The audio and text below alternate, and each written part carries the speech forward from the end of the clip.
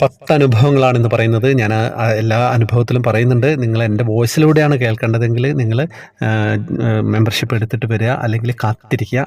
അല്ല, നിങ്ങൾ അയച്ചു തരുന്ന ടൈപ്പ് ചെയ്തത് അതേപടി ത്രിമധുരത്തിൽ എത്തിയാൽ മതി എന്നുണ്ടെങ്കിൽ അതൊന്ന് പ്രത്യേകം പറയണം.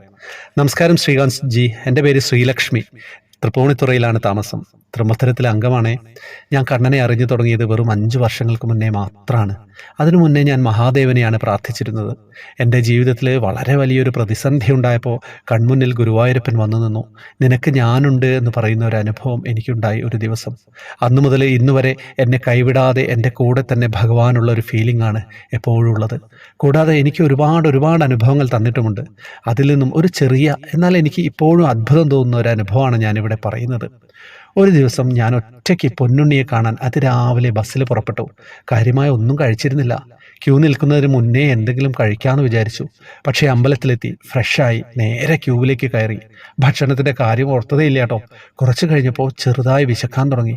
അപ്പം ഞാൻ കണ്ണനോട് പറഞ്ഞു, ഞാനിവിടെ തലകറങ്ങി വീണാൽ എന്ത് ചെയ്യും കണ്ണാ? കൂടെ ആരും ഇല്ലാതാനും. എല്ലാവർക്കും ബുദ്ധിമുട്ടാവുമോ? ഒരു പഴമെങ്കിലും തരണേ. അങ്ങനെ കുറച്ച് കഴിഞ്ഞപ്പോൾ കണ്ണൻ്റെ മുന്നിലെത്തി. വിശപ്പിൻ്റെ കാര്യമൊക്കെ വീണ്ടും മറന്നു. തൊഴുത് കഴിഞ്ഞ് കുത്തമ്പലത്തിൻ്റെ അടുത്തെത്തിയപ്പോൾ ഒരു വലിയ പാത്രത്തിൽ നിറയെ പഴം. പക്ഷെ ഒരുപാട് ആളുകൾ അത് എടുക്കാൻ ചുറ്റുമുണ്ട്. അത് കാരണം ഞാൻ അങ്ങോട്ട് പോയില്ല.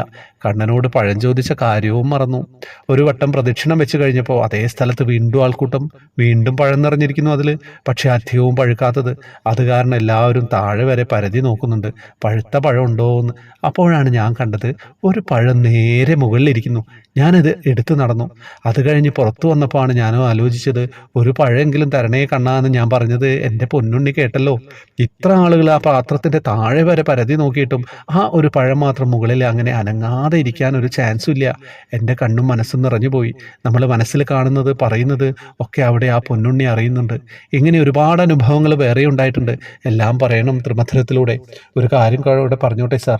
ഞാൻ 1 വർഷത്തിന് മേലെയായി ത്രിമധുരം കേൾക്കാൻ തുടങ്ങിയിട്ട്. അതിന് കുറച്ച് നാൾ മുന്നേ മനസ്സിൽ ഓർക്കാറുണ്ടായിരുന്നു, കൃഷ്ണാനുഭവങ്ങൾ മാത്രമുള്ള ഒരു ചാനൽ ആരെങ്കിലും തുടങ്ങിയിരുന്നു എങ്കിലെന്ന്. അങ്ങനെ ഓർത്ത് കുറച്ച് കഴിഞ്ഞപ്പോഴാണ് എനിക്ക് ത്രിമധുരം കാണുവാൻ അവസരം കിട്ടിയത്. കണ്ണൻ്റെ കൃപ. ഇപ്പോൾ എല്ലാ ദിവസവും ഡ്രൈവ് ചെയ്യുമ്പോൾ ഒക്കെ ഞാൻ ഈ ചാനലിട്ട് കേട്ടുകൊണ്ടാണ് ഓഫീസിൽ പോകുന്നത്. ഇങ്ങനെ ഒരു കൂട്ടായ്മ തുടങ്ങിയ സാറിനും കുടുംബത്തിനും എപ്പോഴും നല്ലത് മാത്രം വരട്ടെ എന്ന് പ്രാർത്ഥിക്കുന്നു. എന്തെങ്കിലും തെറ്റുകളുണ്ടെങ്കിൽ ക്ഷമിക്കണേ. നന്ദി. ഞാൻ ശ്രീലക്ഷ്മി.